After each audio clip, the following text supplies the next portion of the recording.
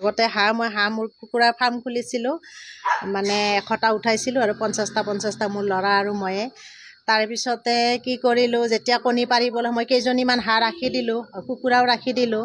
তাৰে ভিতৰত 4টা মানে মাইকী হাঁহ আছে, বাকী এটা মতা ৰাখিলোঁ।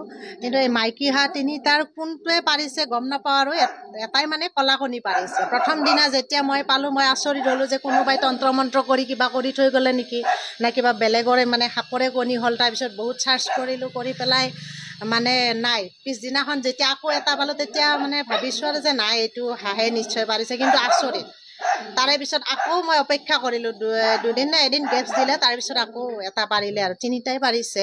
কিন্তু এতিয়া এই 3জনী হাঁহৰ ভিতৰত কোনজনীয়ে পাৰিছে গম পোৱা নাই, আৰু একেলগে থাকে যিহেতু।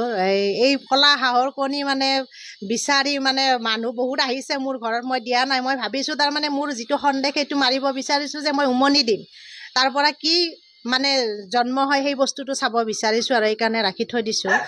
আৰু কিছুমানে ফটো লৈ গৈছে ঘৰত, আহি পেলাই ষ্টেটাছ দিছে, ক'ৰবাত হেৰি কৰিছে, এনেকুৱা আৰু।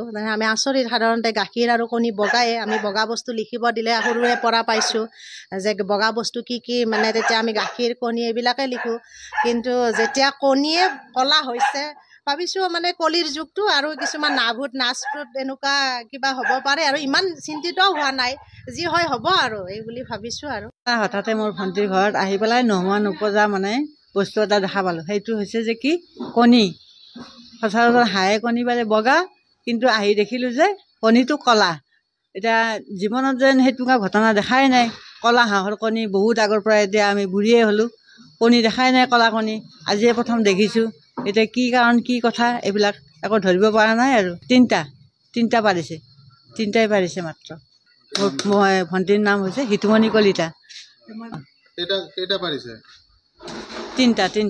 3টাই পাৰিছে মাত্ৰ, তাৰপিছত আৰু নাই।